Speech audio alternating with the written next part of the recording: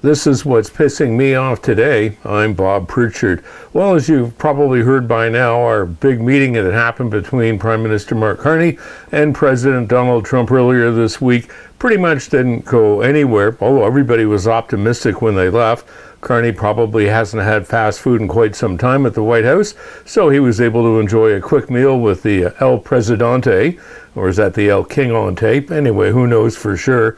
And then the next day, there was a meeting with Lutnick and some of the trade people here in Canada. Lutnick, of course, being a member of the U.S. cabinet.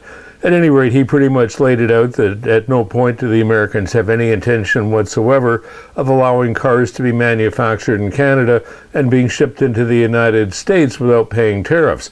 Now, we can make some parts, but that's it.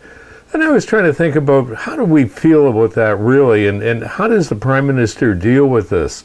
Well, the bottom line on it is if you had to go down and sit with the U.S. cabinet, you would probably be in a fairly high state of panic. The reality of it is that there are, well, probably a bunch of idiots.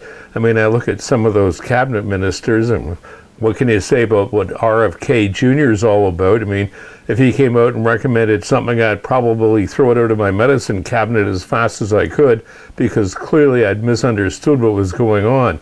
Anyway, if you go to a group meeting, then everybody starts the meeting off by telling them how much they really appreciate the leader of the group, Donald Trump, and each one is more exaggerated than the one before.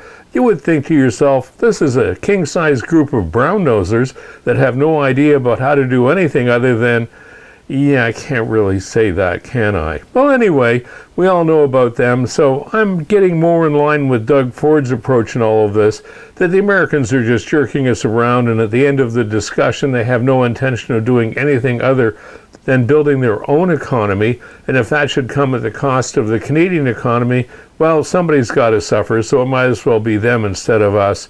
So maybe the right path here is to put some tariffs in place, teach the Americans a quick little lesson on economics, and find other markets for our Canadian product. And that's what's pissing me off today. I'm Bob Pritchard.